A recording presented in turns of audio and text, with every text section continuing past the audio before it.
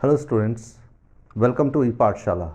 I am Amitabh Dwivedi, Associate Professor of Public Administration in Devi College, Chandigarh. The idea of participation has gained a lot of popularity and importance in the recent times. This is primarily because it is put forth as legitimizing principle and also as mechanism for developmental discourse. So it becomes important for us to understand the idea of participation through its genesis, the institutional mechanism, the goals pursued, and socio-political issues embedded in order to unravel its importance in socio-political developmental discourse. In this module, we are going to study the theoretical roots of the idea of participation, and then we'll shift our concern to the issues of implementation of this idea. The term participation has its genesis in participare, meaning to participate and share in or partake of. It continues to mean the same even today as an act or instance of participating, taking part in and sharing, and the state of being related to a larger whole. The literal meanings say nothing about the nature of the collective action, the institutional mechanism that facilitates participation, goals being pursued, and the nature of power relation and the social structure it is embedded in. For these purposes, we need to turn the conceptual evolution of the idea of participation. Conceptually, the idea of participation draws from two distinct sets of theories.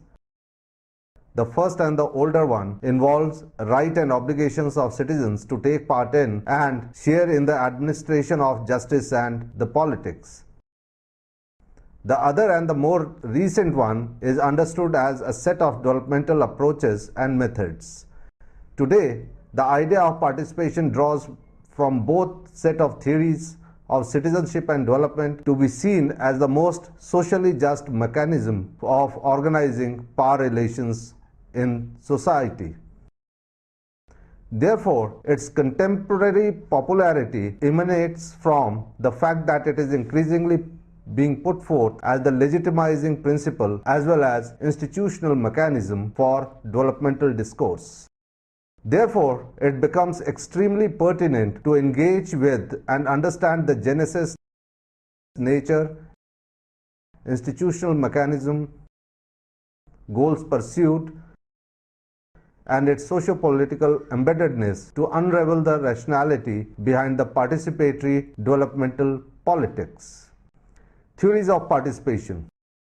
Participation is inherent to all social collective efforts in nature of human and animals alike, and its role becomes even more important in case of settled life, involving elaborate institutional mechanism to organize participatory collective endeavors. It was with similar understanding that we see the rise of the idea of participation in communitarian republics epitomized by Greek city-states, involving active and obligatory everyday experience of being involved in the public affairs and collective interests of the community. However, this participatory ethic is lost with the rise of expansive kingdoms or is limited to local affairs and returns in a truncated, passive and representational form of electoral democracy. The active participatory ethic re-emerges even as citizenship discourse is lost in expanding the scope of rights it entails in the developmental discourse, attempting to embed itself in the everyday life and lived realities of the people. Therefore, this section looks at the evolution of the idea of participation as it emerged in classical works of Aristotle, its disappearance amidst rule of law regime of Roman citizenship. Then it looks at how sets of rights replaces participatory ethics in modern regimes, the contestation and the struggle for the scopes of rights amid states legitimized by their welfare role, and the rise of participatory developmental discourse.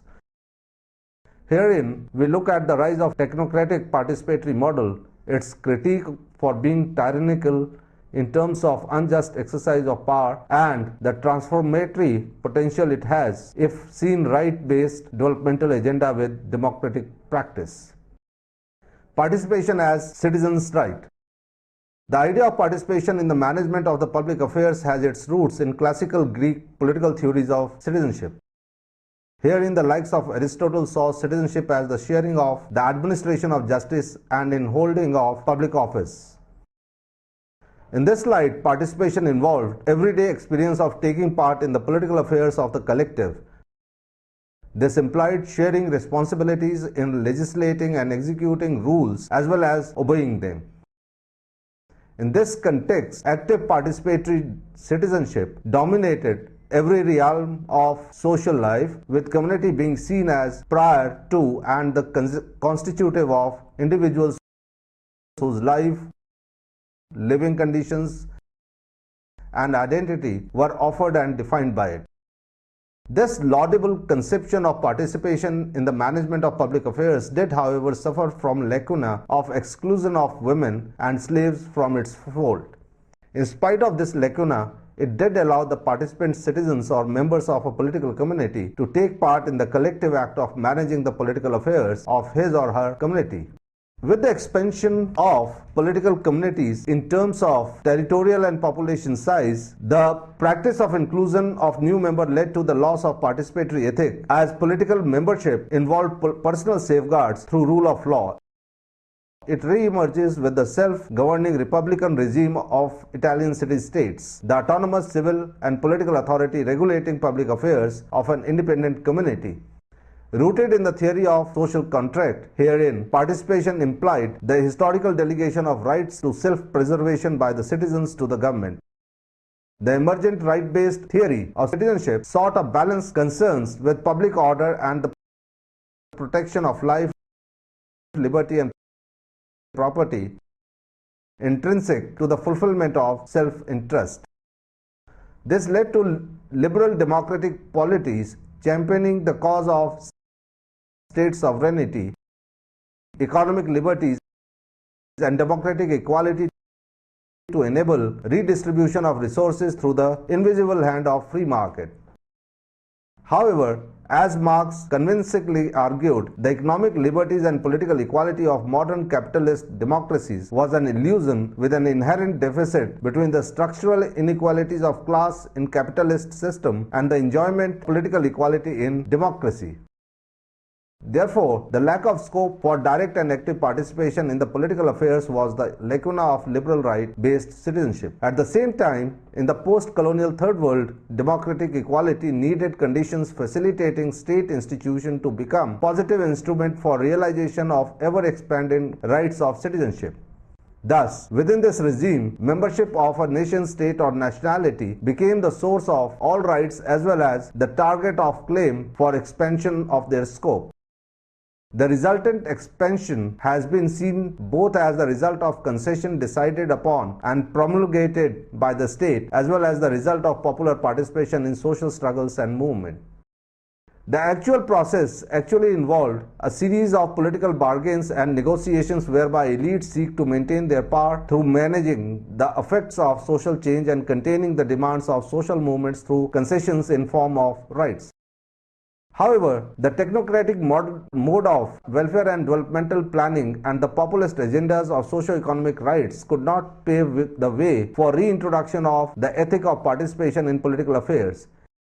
It was not until the closing decades of the 20th century that participation re-emerged as political concern, riding the wave of resurgent civil society, celebratory revival of civic mechanism by proponents of social capital, and rise of neoliberalism amidst piling evidence of state failure. It is against this background that the idea of participation in the political affairs is increasingly contested in terms of the level at which it is fostered and its scope in terms of the realm in which it is fostered in. Furthermore, the institutional mechanism that best support it and the social goals that can be pursued by them prove to be the other ground for the contestation and negotiation over the idea of participation. At the same time, as the extent and content of political community of the nation state itself is being challenged by sub and supranational communities imaginable in an increasingly globalized world, the issue of participation has been further contested in terms of multiple levels at which it is involved in collective decision making and collective action. It was with such concern the participation rise as a set of approaches to method for fostering inclusive development. Participation as a developmental approach. Initial forays into participatory development approach appeal for enabling poor to analyze their own reality to enable them to be at the heart of each development intervention. However, it was the works of Robert Chambers on participatory rural appraisal framework that led to the emergence of a family of approaches and methods to enable rural people to share, enhance and analyze their knowledge of their life and condition to plan and act. As a technocratic and modular developmental approach, it soon became a prominent feature in the public policies directed towards natural resource management, agriculture, poverty reduction and social welfare programs related to health and food security. The approach was legitimized in the name of people's centrality in developmental planning and practiced through greater involvement of the local that facilitates accountability, relevance and empowerment through developmental governance. This dominant technocratic understanding of participation was challenged first by Uma Kothari and Bill Cook and their contributors in the edited volume Participation, the New Tyranny. For Cook and Kothari, these critiques focused on the technique of implementation of these participatory approaches without questioning the effect qualitatively or quantitatively of the approach.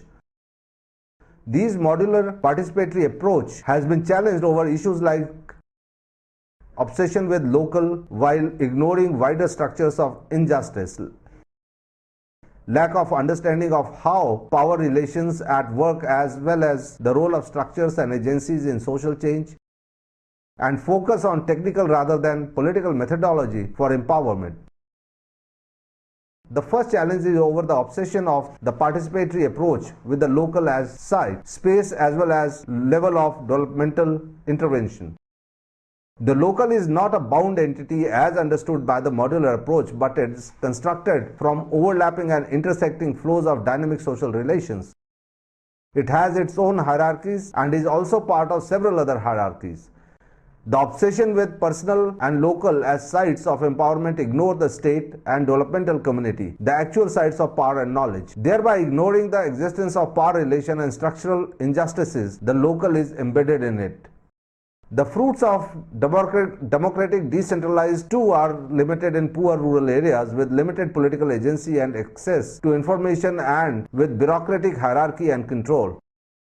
Therefore, democratic decentralization did improve participation, but its impact on inequality and poverty remains modest due to inherent qualities, hierarchies, and power differential in social relations that excludes those without it. Moreover, the approach displays inadequate understanding of the role of structures and agency in social change, as changing and multiple identities of individuals impact their choice about whether and how to participate. The success of participatory approaches dependent on several factors like poverty, literacy, wealth, education and information lies in securing the rights of the poor people. It is this pursuit, it does open up space for marginalized to negotiate with power in. Focus on technical rather than political methodology for empowerment further reveals the limitation of such approaches whereby development's grassroots organizations are converted into human software for investments with the least local opposition. The success of these approaches was rooted in the understanding of and responses to the need of the local community built on a close personal relationship. At the same time, individual thoughts, feelings and behaviors are influenced by group dynamics, especially the presence of real or constructed other in face-to-face interactions. In this light, participatory process can lead to risky collective decision, second-guessed decisions, decisions harmful to others. Scholars have also argued that for decentralization reform to be transformatory, they not only need the support but also promotion from political parties. Despite these political and theoretical challenges, believer of its transformatory potential came together for Giles Mohn and Sam Hickey's edited volume Participation from Tyranny to Transformation. Herein they argue that in order to be transformatory, participation has to be ideologically explicit with a coherent developmental theory encompassing multi-scale strategies applied at the institutional as well as structural level, linking participation to a right-based agenda that targets the developmental policies, social relation, institutional practices and capacity gap that cause social exclusion. Across these two theories to participation, the idea has varied from involving direct everyday participation in the making and implementation of laws to a distant historical participation in the social contract and regular participation in representative democracy. It has also implied the dominance and tyrannical reign as modular approach to development through the local critique for its ignorance of the power relation and injustice of inequalities and inadequate and technical understanding of what is necessarily a political process of empowerment. Issues of participation in Indian policy implementation. Even though India has its share of historical experience of participatory political communities like the ancient village republic, the idea of participation of citizens in the political affairs of a territorial state is of more recent origin. Furthermore, regulation of social behavior of the population of the entire expanse of what we know today as India through a centralized rule of law also does not have much historical precedence in this 5,000 years old civilization. It was only with the arrival of the British colonial masters that a system of rule of law was made applicable to most of India. The post-colonial national state that emerged was the first attempt of a so-called social contract that led to a set of fundamental rights with universal franchise-based polity. However, the post-independence Indian state was conceived as planning authority to construct a political ideological program that would facilitate the largest possible nationalist alliance involving elite leadership-based mobilization of the subaltern group to build modern India of modern Indians. Such assimilationist ideology of the Indian state had to do with the distinct historical processes leading to the rise of modern nation state in India.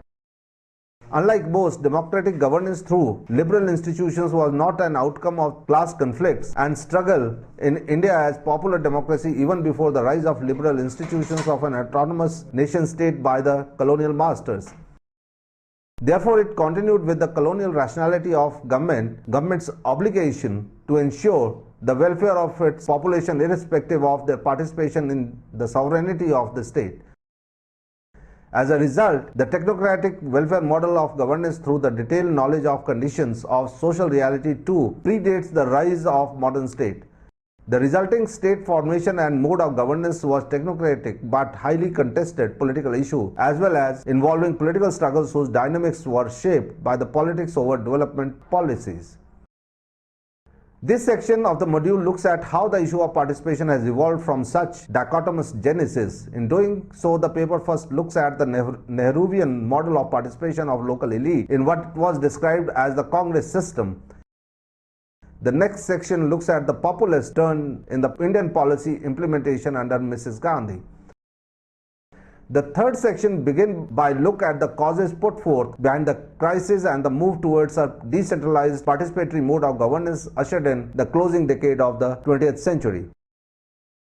The Nehruvian model of nation building and participation. As the time of transfer of power came around, the negotiation over structure of the state, form of society and allocation of resources led to the polarization within Constituent Assembly as is reflected in the tussle between Nehru and Patel. It was over the strategy of social transformation between the socialist and the bourgeois faction within Congress.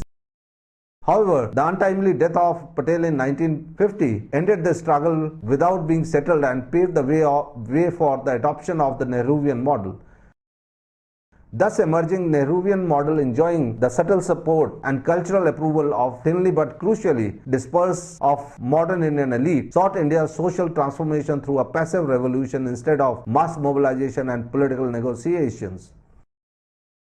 The goals pursued by the Nehruvian model spoke of freeing India through a new constitution, feeding and clothing its starving and naked masses and to give every Indian the fullest opportunity to develop himself according to his capacity.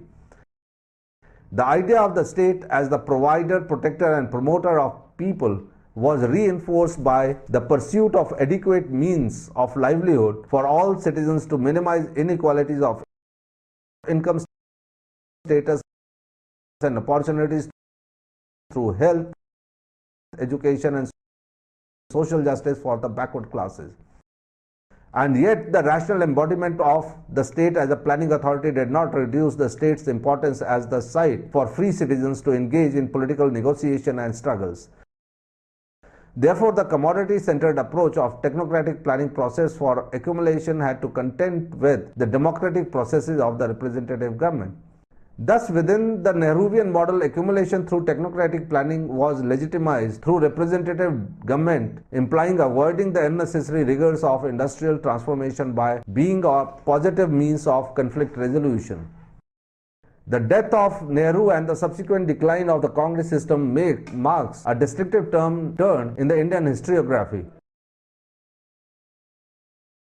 Political observers on their part have argued that the roots of the turn lay in the limitedness and ambiguity of Nehruvian reforms attempting to legitimize violent primitive accumulation within democratic framework. This transformed the institution of rational planning by being increasingly constrained, moduled and distorted by politics in the name of producing consent. The populist turn and expanding democratic participation. The Nehruvian model failed because the bureaucracy entrusted with the revolutionary task of social transformation was unsuited for the job and incapable of undertaking political negotiations involved. At the same time, the excessive bureaucratization of social life in the absence of structure of civil society created conditions for technocratic understanding of poverty to be solved by bureaucrats and experts. At the same time, political participation through an increasingly institutionalizing electoral democracy allowed the previously marginalized group to mobilize in the name of their differentiated needs of development. Amidst growing crisis of the electoral democracy, the state response was highly populist rhetoric of socialist transformations through direct appeal for popular support that deinstitutionalized the existence governance mechanism of the Congress system. Growth and equality became the rhetoric to justify as well as contest policies that shifted from community development schemes amidst targeted area groups' approach for poverty reduction. The expansion of categories entitled to subsidies made technocratic planning central to populist democracy and its vote bank politics. Organized particular interests based on class and identity were to be recognized and incorporated in planning strategy by prioritizing beneficiaries and relative allocation in redistribution.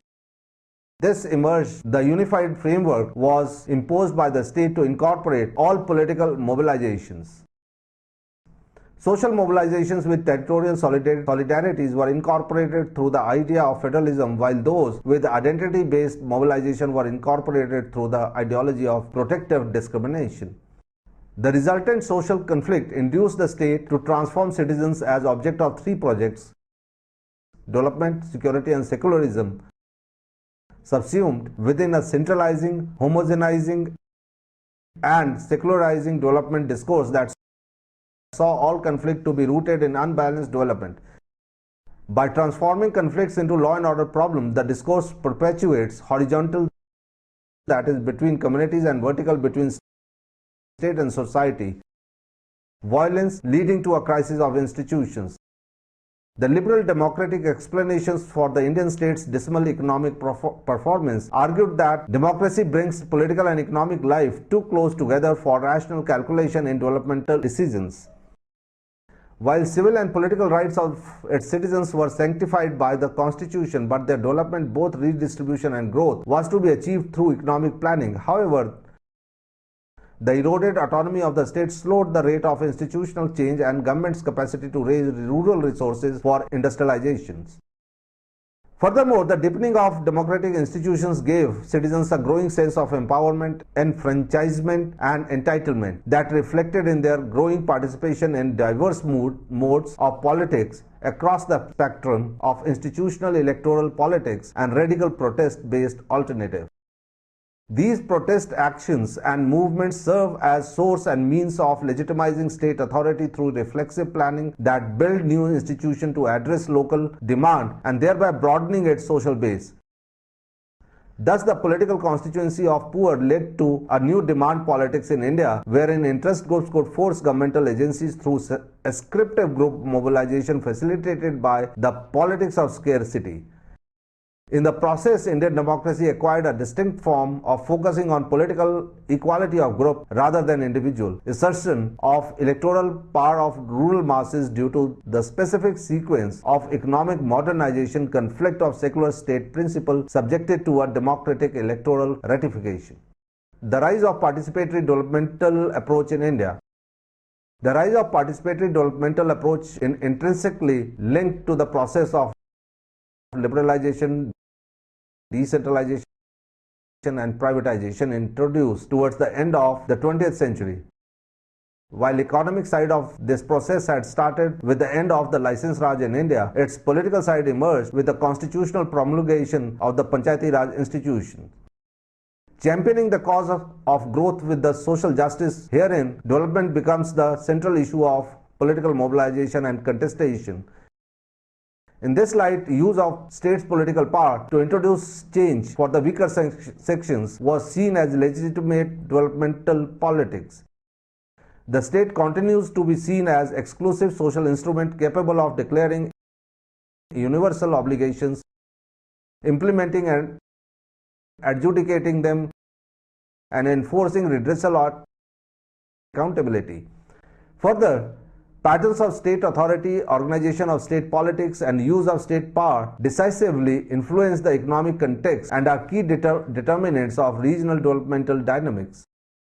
The attention, however, has now shifted on to mechanism of local governance, role and efficacy of social capital, and market mechanisms and better tools to assess human development. In addition to the formal institutions of local governance, that is PRI, new institutional forms loosely. Against this backdrop, the contemporary modes of governance in India are dominated by concerns of coverage, efficiency, and reach of governmental intervention. Their political differentiation on grounds of redistribution, recognition, and representation, and democratic institutional anchor to embed these practices. The political contestation over each of these issues creates challenges and resistance to the concerns across spaces of collective decision-making and action over issues of social justice. Thus, since the last decades of the 20th century, the rise of participatory development through capability approach has seen excessive hype and hope being placed on relative young PRIs. These PRIs have become the primary mechanism of deciding upon the choice of beneficiaries and the specifics of various governmental projects. The civil society, though seen as the expansion of participation in terms of citizenship rights and democracy, has not been sufficiently interrogated for its developmental role. At the same time, political differentiated identity-based development has been the heart of most political mobilization on grounds of social justice and in terms of coverage, efficiency and reach of governance initiatives. The government on its part has focused on growth with equality and aims to enhance capabilities through provisions for education, health and livelihood. To conclude, we can say that the initial form of conception of the idea of participation was through electoral representation, through universal adult franchise. As far as the issue of participation in socio-economic development was concerned, it was followed through a technocratic method involving a non-participative method. However, this could not sustain for a long, and mobilizations paved way for populist approach. However, this populist approach could not redress the mass mobilizations against the Congress system, resulting in a massive institutional crisis in 1990s. The issue was tried to be addressed through the institution of Panchayati Raj. However, there is a need to analyze the impact of these institutions on the participation in order to make it more effective, so that it tries to achieve its true objective of transformation and empowerment of the poor and the marginalized. Thank you.